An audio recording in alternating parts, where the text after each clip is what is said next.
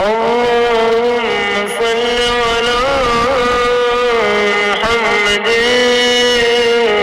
وآل محمد.